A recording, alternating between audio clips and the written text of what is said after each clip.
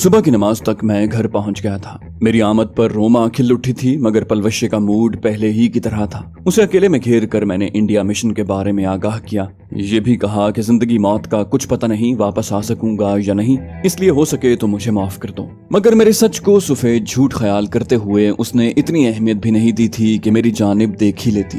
منت سماجت سے اس کے کانوں پر جوں بھی نہیں رینگی تھی۔ جب تھک کر باہر جانے لگا تب اس کی جذبات سے آری آواز ابھری، بہتر ہوتا اگر طلاق کے بارے میں کوئی فیصلہ کر کے آتے، کیونکہ میں نہیں چاہتی میری عدالت سے رجوع کرنے پر تمہارا مذاق بن جائے۔ میں بپھر کر مڑا، دماغ جگہ پر ہے؟ اور تم کسے کہا؟ بے پرواہی سے بولی، تمہیں۔ میں آزردہ ہوا پلوشے، سچ میں انڈیا جا رہا ہوں، ہو سکتا ہے 6 ماہ میں لوٹوں، ہو سکتا ہے سال لگ جائے، یہ بھی ممکن ہے کہ لوٹ ہی نہ پاؤں۔ وہ بیگانے پن سے بولی، اسے بتاؤ جسے تمہاری پرواہ ہو۔ میں دوبارہ قریب ہوا، تمہیں نہیں ہے؟ مگر میری وارفتگی بھری پیش قدمی کو اس نے سرد مہری سے ٹھکرا دیا۔ مسٹر ذیشان، میں علیحدگی کا فیصلہ کر چکی ہوں، بہتر ہوگا واپسی سے پہلے میرا مسئلہ حل کرتے جاؤ۔ میرا ہاتھ گھوما، چٹاخ کی آواز سے کمرہ گونج اٹھا تھا، پھول سے رخسار پر انگلیاں ثبت ہو گئی تھیں۔ میرے پاس تو یہی حل ہے، درستی سے کہتے ہوئے میں باہر نکل آیا۔ روما میرے جانے کا سن کر پریشان ہو گئی تھی۔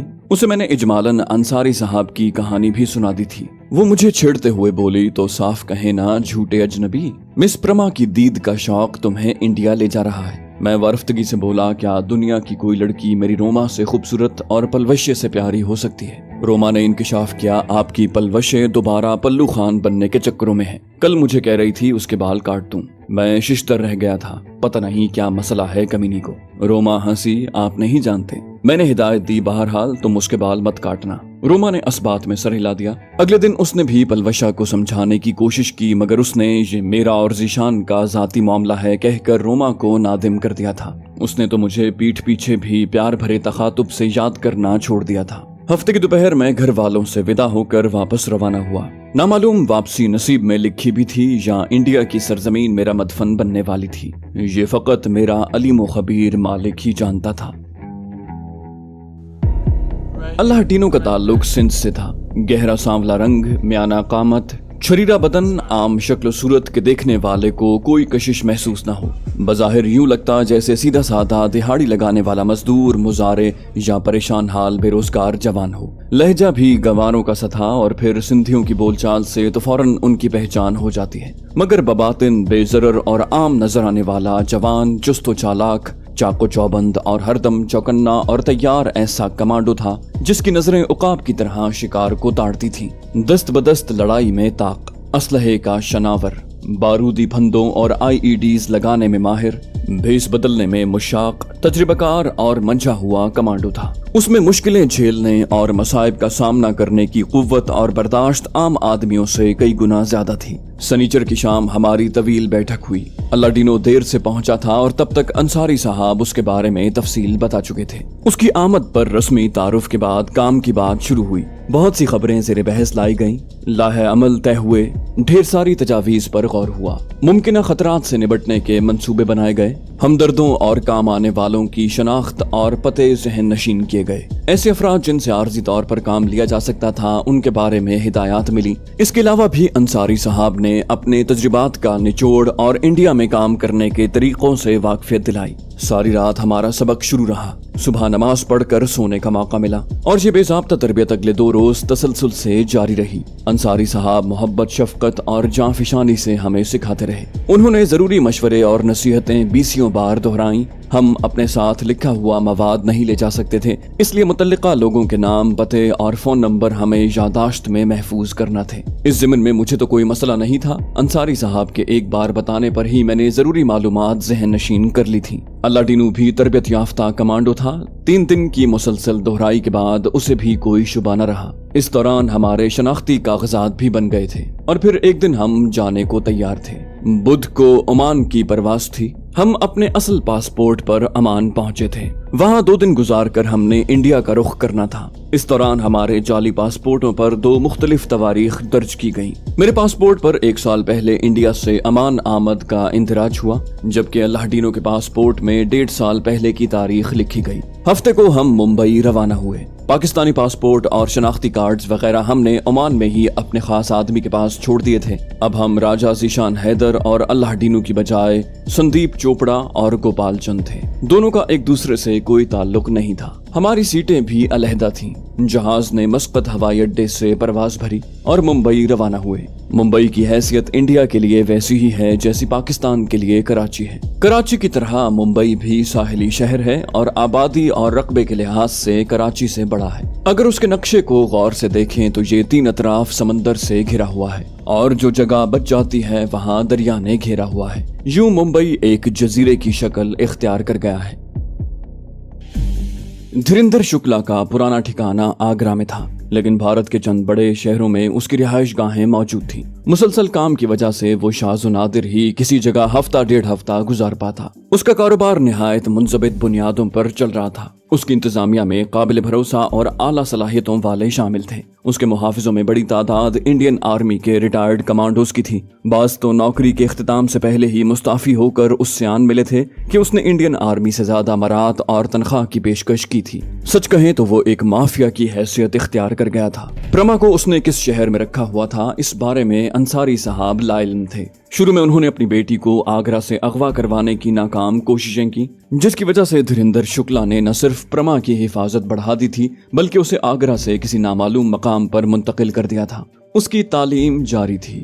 انصاری صاحب کے بقول وہ ڈاکٹر بننا چاہتی تھی، یقیناً کسی اچھے میڈیکل کالج میں پڑھ رہی ہوگی۔ بدقسمتی سے انصاری صاحب کے پاس اس کی تصویر بھی موجود نہیں تھی، کیونکہ وہ افراتفری میں انڈیا سے فرار ہوئے تھے۔ حلیہ پوچھنے پر معلوم ہوا محترمہ کے بال سنہری تھے، مگر وہ وقتاً فوقتاً ڈائی کرواتی رہتی تھی، اس لیے کبھی کالے ہو جاتے، کبھی بھورے، کبھی نیلے تو کبھی سفید۔ اسکول دور میں کندھوں سے کافی نیچے تک پھیلے ہوئے تھے اور اب جدید انداز میں ترشوانے پر صرف کندھوں کو چھوتے تھے۔ صاف مطلب کے بالوں کے ذریعے پہچان ناممکن تھی۔ آنکھیں شوخ شرارتی جن میں ذہانت کی چمک تھی۔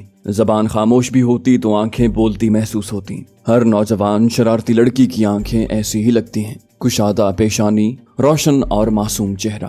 محبت کرنے والے باپ کو بیٹی کا چہرہ ایسا ہی لگتا ہے۔ اس کے علاوہ بھی انہوں نے کئی خوبیاں اور نشانیاں بتائیں، مگر تمام اتنی عام تھیں کہ ہر 5ویں لڑکی پر پرما کا شبہ ہو سکتا تھا۔ میں نے جتانا مناسب نہ سمجھا۔ اب محترمہ کی پہچان بھی ہمارے لیے مسئلہ ہی تھا۔ یہ بھی معلوم نہیں تھا کہ آیا انصاری صاحب کے حوالے سے وہ ہمارے ساتھ آنے پر تیار ہو جاتی یا سچ مچ اسے اغوا کرنا پڑتا۔ انصاری صاحب کے بقول وہ ان پر جان دیتی تھی، لیکن انصاری صاحب کے جانے کے بعد دھریندر شکلا نے کچے ذہن کی لڑکی کے دماغ میں کیا گند بھرا ہوگا اس کا اندازہ کرنا مشکل نہیں تھا۔ اسے ٹھکانے لگانا بھی علیحدہ درد سر تھا۔ اگر اسے قتل کیے بغیر مسئلہ حل ہو جاتا تو زیادہ بہتر رہتا کہ ہمارے پاس انڈیا کے اندرونی معاملات کو سدھارنے کا ٹھیکہ نہیں تھا۔ ہمارا مقصد تو فقط پرما کا حصول تھا۔ وہ انصاری صاحب کی اولاد تھی اور اس پر مکمل طور پر باپ کا حق تھا، لیکن انصاری صاحب دھریندر شکلا کے قتل پر بضد تھے۔ وہ مجسم بدی تھا اور اس کے بہت سارے گناہوں کے گواہ خود انصاری صاحب تھے۔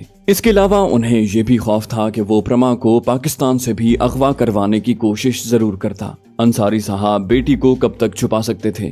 دھریندر شکلا کے ہاتھ کافی لمبے تھے۔ وہ شرارت سے کبھی باز نہ آتا اور اس کا مستقل حل یہی تھا کہ دھریندر شکلا باقی نہ رہتا۔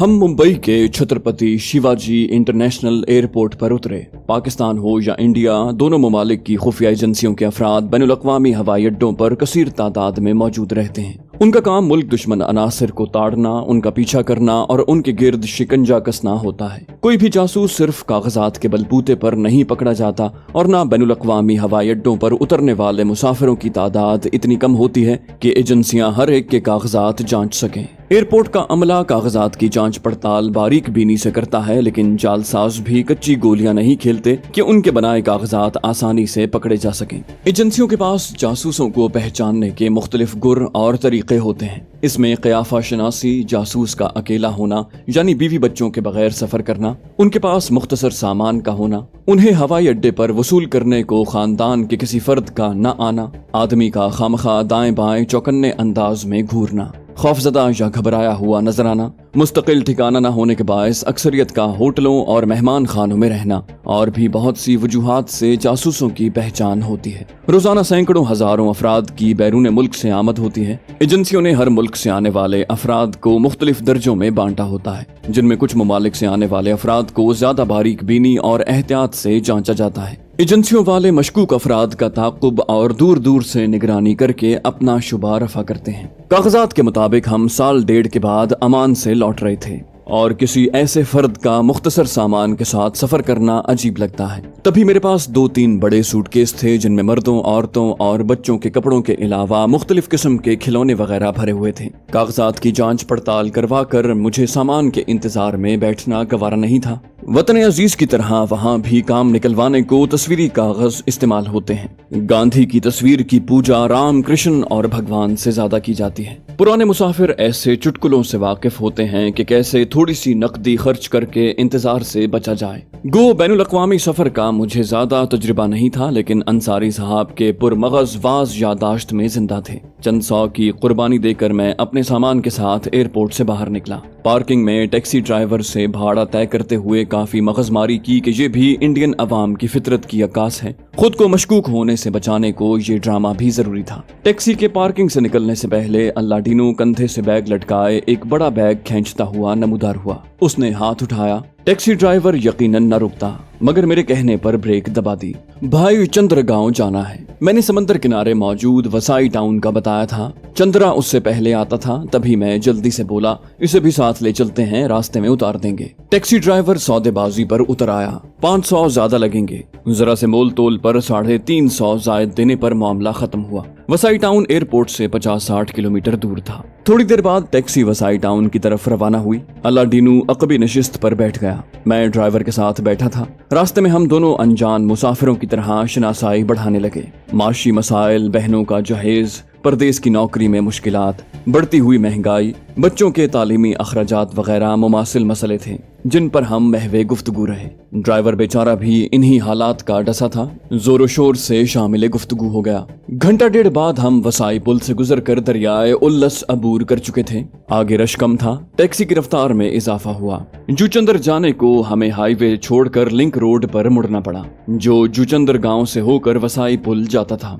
वहां जा तो पहली बार रहे थे, लेकिन अंसारी साहब ने हमें नक्शों पर इतनी वजाहत और तफसील से सड़कों वगैरह के बारे में आगाही दी थी कि लगता था कि कई बार सफर कर चुके हों। लिंक रोड पर मुड़कर हम जरा आगे बढ़े कि 2 जीपें हमें ओवरटेक करके आगे बढ़ीं और 50-60 कदम दूर जाकर रास्ता रोक दिया। जीप सवारों का हुलिया और अंदाज ऐसा नहीं था कि ड्राइवर का पसीना न निकलता। उसने फौरन टैक्सी रोकी और हाथ बुलंद किए और लरसता हुआ बाहर निकला। हमारे पीछे 2-3 कारें आ रही थीं। उन्होंने दूर ही से कारें वापस मोड़ी और दुम दबाकर भाग गए। मुंबई को मुजरिमों की जन्नत कहते हैं। वहाँ सरकार राज की बजाय गुंडा राज चलता है। पुलिस खुद इतनी आजिज है कि दम मारने को हौसला नहीं कर सकती। जुआ खानों और शराब खानों की तो खैर हुकूमती सतह पर इजाजत है, लेकिन ममनू नशे, असलहे का कारोबार, कत्लो गारत और भत्ताखोरी को जुर्म होने के बावजूद कोई रोक नहीं पाता। मुंबई की गुंडागर्दी देखकर कराची अमनो अमान और शराफत का गहवारा नजर आता है। पूरा शहर गुंडों के हाथ गिरवी है। उन्हें वजीरों और अहम शख्सियात की पुष्टपनाही हासिल है, बल्कि अक्सरियत को सामने लाने वाले सियासी टोले ही हैं। हमारा भी टैक्सी में बैठे रहने का कोई जवाज नहीं था। दोनों जीपों में 3-3 अफराद सवार थे। उनका सरगना सांवले रंग का दराज कामत जवान था। लंबे घने बाल जो उसके शानों पर फैले थे। काले पाजामे पर उसने निस्फ बाजुओं की बनियान पहनी थी। बाजू की तड़पती मछलियां और फराख छाती को देखकर अच्छों का पित्ता पानी हो सकता था। हमारे चेहरों पर भी खौफ उभर आया था। उसने पुर्रोब आवाज में पूछा, सिकंदर कौन है? मैं हकलाया, महाराज मेरा नाम संदीप है, आप शनाख्ती कार्ड देख सकते हैं। अल्लाडीनो ने भी खौफजदा लहजे में कहा, मैं गोपाल हूँ। वो अपने आदमियों की तरफ मुड़ा। एक ने पुरएतमाद लहजे में कहा, दादा टैक्सी का नंबर यही बताया गया है, लगता है झूठ बक रहे हैं। ये कहकर वो ड्राइवर को मुखातिब हुआ, इन्हें छत्रपति इंटरनेशनल एयरपोर्ट से उठाया है ना? उसने असबात में सर हिलाया, जी महाराज। दादा इत्मीनान से बोला, दोनों को ले चलो। अल्लाडीनो हकलाया, महाराज क्षमा कर दो। उसने पिस्तौल लहराते हुए धमकाया, चलते हो या इधर ही ठोक दूं? हम लरसते कांपते जीपों में बैठ गए। टैक्सी से हमने एक छोटे बैग के अलावा कुछ नहीं लिया था। एक गुंडा टैक्सी ड्राइवर को बोला, अगर ये कल तक न लौटे तो कभी नहीं लौटेंगे। इनका सामान इस्तेमाल कर लेना। टैक्सी ड्राइवर हवन्नकों की तरह खड़ा हमें घूर रहा था। हम परेशानी और खौफ जाहिर करते गुंडों के दरमियान फंसे बैठे थे। जीपें वापस मुड़ी और तेज रफ्तारी से चल पड़ी। घंटे बाद हम उनके अड्डे पर थे। उन्होंने एक होटल के अकबी जानिब अड्डा बनाया हुआ था। वो एक वसी इमारत थी। उसकी 4 दीवारी होटल से मुत्तसिल थी, यूं कि उसे एक ही इमारत समझा जा सकता था। सामने कानूनी कारोबार और अकब में गैर कानूनी सरगर्मियों का मरकज था। अड्डे पर पहुंचते ही दादा नर्म लहजे में बोला, पारिश मल्होत्रा के साथ इतना ही मुआहिदा हुआ था। अलादीनू ने मुंह बनाया, तो क्या उन्होंने मना किया था कि हमसे खाने का ना पूछना? दादा का कह कहा बुलंद हुआ, यार जब तक दिल चाहे सुल्तान दादा का अड्डा हाजिर है। मैं फकत मुआहिदे का जिक्र कर रहा था। मैंने पूछा, वसूली हो गई है या? वो बेनियाजी से बोला, ये आपका मसला है। अलादीनू ने ख्याल जाहिर किया, शायद 1-2 दिन हमें रुकना पड़े। सुल्तान दादा ने बेफिक्री से कहा, इस बारे में वजाहत कर चुका हूँ। अलादीनू ने नशिस्त छोड़ दी, तो कोई आराम की जगह दिखा दें। सुल्तान दादा बोला, विक्रम इन्हें कमरा दिखाओ। उसने एक आदमी रहनुमाई को साथ भेज दिया। सुल्तान दादा का अड्डा काफी वसी था, बड़ा सा सहन और दर्जनों कमरे। विक्रम हमें दरमियाने हजम के कमरे में ले आया, जहाँ लोहे की 3-4 चारपाइयां पड़ी थी। मैं भोजन का बंदोबस्त करता हूँ, ये कहते हुए वो बाहर निकल गया। हमने चारपाइयां संभाल ली। तकिए पर सर टेकते हुए अलादीनू ने इत्मीनान जाहिर किया, यहाँ तक तो काम बेहतरीन हो गया। मैंने कहा, मेरा ख्याल है प्रमा की तलाश यहीं से शुरू कर देना चाहिए। अलादीनू ने तायद की, शुक्ला की मुंबई में रिहाइश जरूर होगी और वो काफी मशहूर है, यकीनन ढूंढने में इतनी मुश्किल नहीं होगी। मैंने कहा, लेकिन एहतियात करना पड़ेगी। ऐसे अफराद के मुखबर भी कसीर तादाद में होते हैं, उसे जरा भी भंग पड़ गई तो मुश्किलात में इजाफा हो जाएगा। अलादीनू ने मुंह बनाया, पहले कौन सा कम है? मैं फीके लहजे में बोला, यकीन मानो पहली बार इतने फजूल काम से वास्ता पड़ा है। सारी जिंदगी ट्रिगर दबाया है। अंसारी साहब ने उल्टे काम पर लगा दिया। पहले प्रमा बीबी को ढूंढो, फिर अगवा करो और फिर पाकिस्तान पहुंचाना। समझ में नहीं आता कैसे होगा, जबकि ये भी पता नहीं कि वो बाप के पास जाना चाहती भी है या नहीं। अलादीनू ने कहा, तुम्हें यहाँ भी ट्रिगर दबाने भेजा है, बाकी जिम्मेदारी तो मेरे सर है। मैंने इत्मीनान से कहा, फिर मैं सुल्तान दादा के पास कयाम पजीर हूँ, तुम जिम्मेदारी निभाओ, मेरी बारी पर बुला लेना। अलादीनू ने सर खुजाते हुए कह कहा बुलंद किया, मजाक किया था यार, तुमने संजीदा ही ले लिया।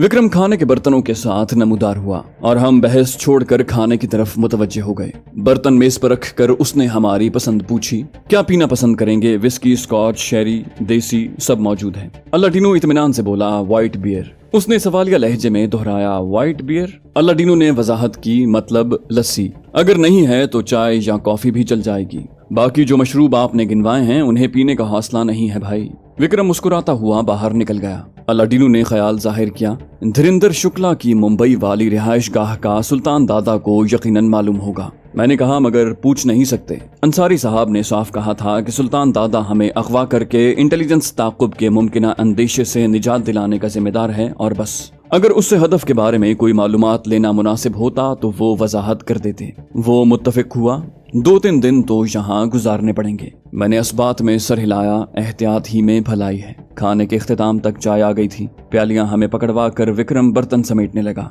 हम चाय पी ही रहे थे कि फायर की आवाज आई और फिर शोर सुनाई देने लगा। विक्रम भाग कर बाहर निकला, हम भी पीछे हो लिए थे। 5 मुसल्ला अफराद दाखिली दरवाजे के सामने खड़े थे। आगे आगे छरीरे बदन और लंबी कामत का जवान था जो आवाज बुलंद सुल्तान दादा को ललकार रहा था। सुल्तान दादा, तुमने राजपूत की ताकत का अंदाजा लगाने में गलती की है। अगर तुम्हारे ख्याल में राजपूत के ग्रोह ने चूड़ियां पहन रखी हैं तो लो आ गए हम। हमारी खाली कलाइयां देखकर यकीन आए ना आए, गोली की दलील पर शुबा दूर हो जाएगा। सुल्तान दादा खाली हाथ था। उसने हाथ उठाकर अपने गुर्गों को हथियार नीचे करने का इशारा करते हुए तहम्मुल से कहा, तुम्हें गलतफहमी हुई है राजपूत। सुल्तान ना मुआहिदे की खिलाफ वर्जी करता है और ना किसी दूसरे दादा के इलाके में वारदात का शौकीन है। राजपूत उसकी सफाई पर मुतमईन नहीं हुआ था। बोला, मुझे मिलने वाली इत्तला झूठी नहीं हो सकती। सुल्तान हमारी तरफ इशारा करते हुए बोला, मैं अपने आदमी वापस लेने गया था। दोनों तुम्हारे सामने खड़े हैं, इत्मीनान से तसल्ली कर लो।